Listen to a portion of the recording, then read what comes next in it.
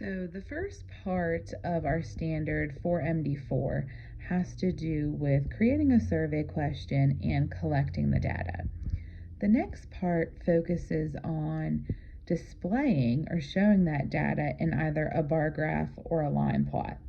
So for this specific question, we're using a bar graph, and the bar graph shows the number of sit-ups several students did in gym class. And so let's look at our bar graph before we even look at these questions to analyze. One thing I've noticed I try to teach my students to do when analyzing a bar graph is write your labels on top of each bar. So let's talk about the different parts of a bar graph. We have our title up at the top. We know that we're talking about sit-ups, students doing sit-ups. And when I look at the scale over here, we're focusing on the number of sit-ups that each student did. And pay attention to our scale. Our scale is not going by ones. There's intervals of 5.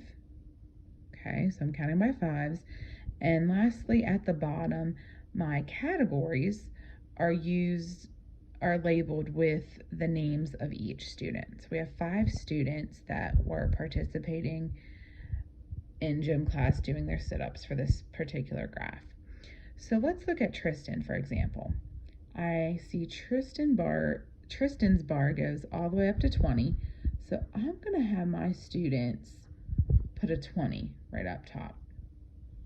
All right, let's look at Ryan. So Ryan did more than 20, less than 25.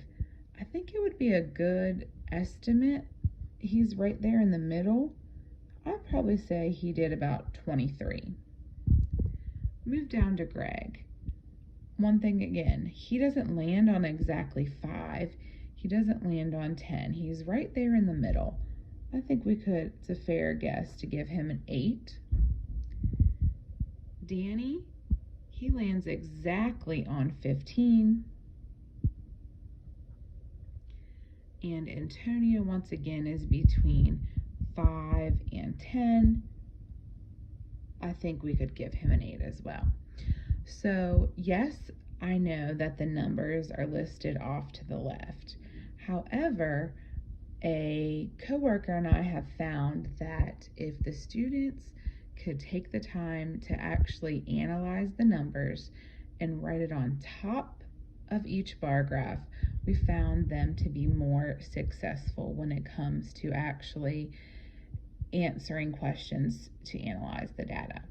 So let's take a look at some example questions that our students could see. Which boys did the same number of sit-ups? So we are focusing on the same. Which bars give us the same numbers? But specifically, they're not asking about what that number is. They want to know who are the boys. So we're looking for names, not their number. We're looking for the names of the boys who get the same number. So I see a number 8 here, and I see a number 8 here. So yes, we know that Greg and Antonio both do 8 sit-ups, but we don't want to write a numerical answer of 8 right here. We want to use their names because they're asking about who. Who are the boys who have the number 8?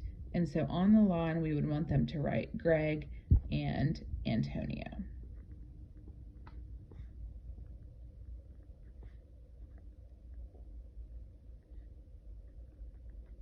Okay. Now let's look at question number 2. Who, okay, so I see a keyword who. That means I'm also talking about a name or names, someone. So I'm not going to give a number for my answer. I have to give a name of someone to tell who. Who did more than 20 sit-ups? So more than 20. That means our bar has to have a number of 21 or higher. Now be careful, because you can sometimes see a question that will ask who did 20 or more sit-ups. So then our answer could include the number 20 of Tristan, but because it doesn't say 20 or more, we would not use Tristan, because it has to be more than 20. So it has to be at least 21 or higher. So we could definitely keep Ryan, because 23 is more than 20.